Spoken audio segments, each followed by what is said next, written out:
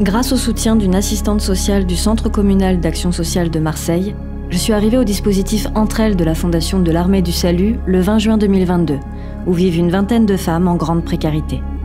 Depuis, l'équipe me permet d'être au répit, je me sens en sécurité, je peux souffler et me reconstruire. Ce témoignage, c'est celui de l'une des 25 000 personnes accueillies et accompagnées dans les 242 structures et services sur l'ensemble de l'année 2022, au sein desquels agissent plus de 2800 professionnels, avec l'appui de plus de 5700 bénévoles.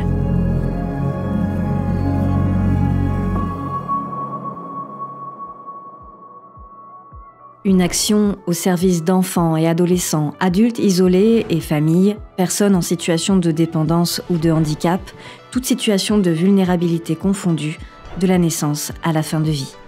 Déployée dans 32 départements et 12 régions et marquée par de nombreux temps forts tout au long de 2022.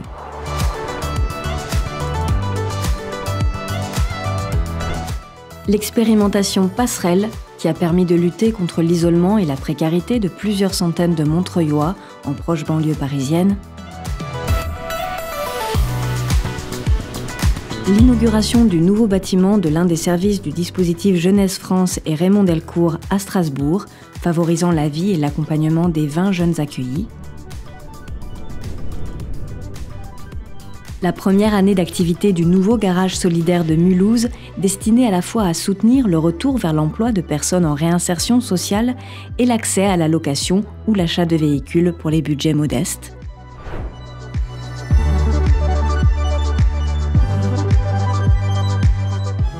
La mobilisation des professionnels, bénévoles et partenaires de Lyon pour l'événement annuel des Lumignons du Cœur, dont la collecte solidaire permettra à des centaines d'enfants, dont les familles sont accompagnées par la Fondation, de partir en vacances à l'été 2023. Les 10 ans de la résidence Foch à Mazamet, où des résidents d'horizons divers, personnes âgées, personnes présentant des troubles psychiatriques ou en difficulté sociale, demandeurs d'asile, se côtoient et vivent ensemble.